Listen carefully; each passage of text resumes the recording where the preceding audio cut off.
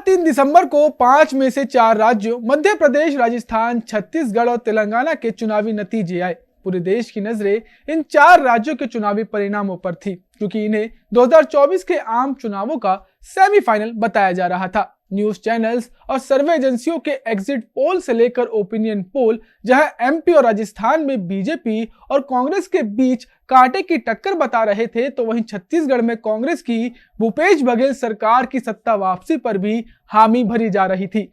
लेकिन सबको चौंकाते हुए भारतीय जनता पार्टी के साइलेंट वोटर्स ने अपना काम कर दिया और ला दी एमपी, राजस्थान और छत्तीसगढ़ में बीजेपी की आंधी। अब कांग्रेस को तेलंगाना में गुड न्यूज तो मिली, लेकिन 2 राज्यों से सत्ता गंवाकर। तो आखिर क्या मुख्य फैक्टर्स रहे जिनके दम पर बीजेपी ने 3 राज्यों में बाजी मारी और कांग्रेस के साथ मोए मोए हो गया? नमस्ते, मेरा नाम सुमित है और आप हिंदी खबर का डिजिटल प्लेटफॉर्म देख रहे हैं। छत्तीसगढ़, राजस्थान में चला बीजेपी का गर्दा। मध्य प्रदेश में भी हुई मामा की वापसी।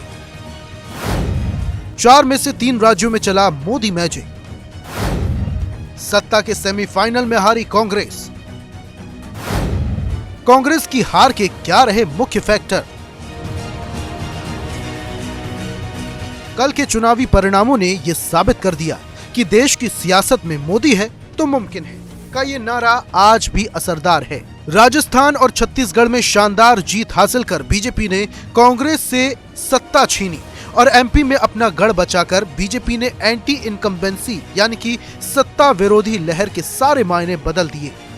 लेकिन इसके कई मुख्य फैक्टर रहे, जैसे सबसे पहला मोदी मैजिक। दूसरा, यहाँ मंत्रियों और सांसदों को चुनाव में उतारकर बीजेपी ने एक असेंबली इलेक्शन को नेशनल लेवल का चुनाव बना दिया।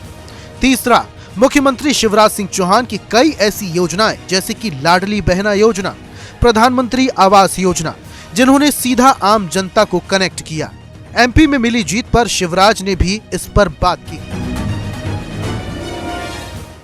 श्रीमान नरेंद्र मोदी जी एमपी के मन में है और मोदी जी के मन में भी एमपी है। उनके प्रति असीम श्रद्धा और अगाध विश्वास है। उन्होंने जो यहाँ सभाएं की, जनता से अपील की, वो जनता के दिल को छू गई और उसी के कारण ये परिणाम जो अभी रुझान आ रहे हैं, ये प्रमुख कारण है। डबल इंजन की सरकार दिल्ली में प्रधानमंत्री जी के नेतृत्व में केंद्र सरकार ने जो काम किया उसको यहाँ ठीक से हमने इम्प्लीमेंट किया और जो यहाँ योजनाएं बनी, लाडली लक्ष्मी से लेकर लाडली बहना तक का एक अद्भुत सफर जो मध्य प्रदेश ने तय किया, गरीबों के लिए, किसानों के लिए, भांजे भांजियों के लिए जो काम हुए,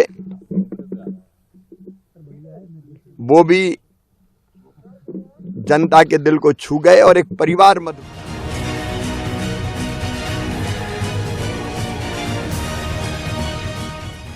राजस्थान में वैसे तो हर 5 साल में सत्ता परिवर्तन की परंपरा है, लेकिन इस परंपरा को जारी रखने का काम खुद कांग्रेस ने ही किया। तमाम योजनाओं के बावजूद भी अशोक गहलोत सरकार यहां हार गई, जिसकी सबसे बड़ी मुख्य वजह रही कांग्रेस की अंतर्कलह। अशोक गहलोत और गुर्जर समाज का बड़ा चेहरा सचिन पायलट के बीच की आपसी लड़ाई किसी से छिपी नहीं है। गुर्जर वोटरों में बिखराव के कारण सबसे पहले कांग्रेस की जमीन कमजोर हुई और बाकी का रहा सहा काम सत्ता विरोधी लहर और पीएम मोदी ने अपने नाम से चुनाव लड़कर पूरा कर दिया। प्रदेश के पूर्व सीएम ने अपनी हार को भी स्वीकार करते हुए बीजेपी को शुभकामनाएं दी।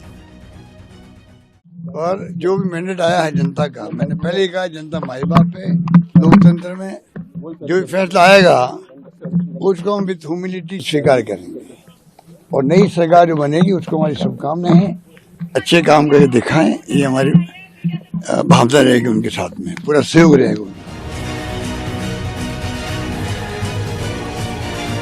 अब अगर बात करें छत्तीसगढ़ की, तो इस राज्य के चुनावी परिणामों ने पूरे देश को सबसे ज्यादा चौंकाया।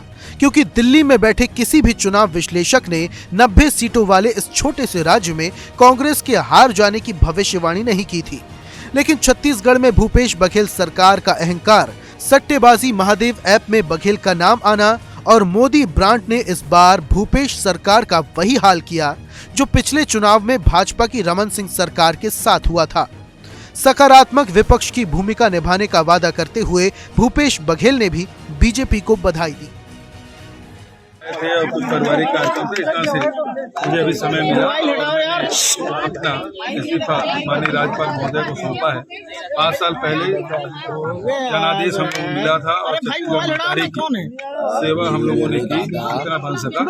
और अभी जो जनादेश मिला है उसका हम सम्मान करते हैं और हम लोग विपक्ष में है तो सकारात्मक विपक्ष की भूमिका हमारी।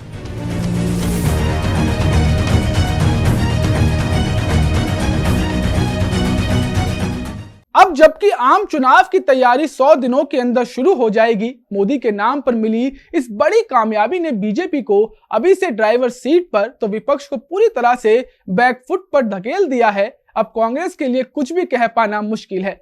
लेकिन अब नरेंद्र मोदी की बीजेपी सरकार तीसरी बार लोकसभा चुनाव जीतने की ओर अग्रसर होती दिखाई दे रही है।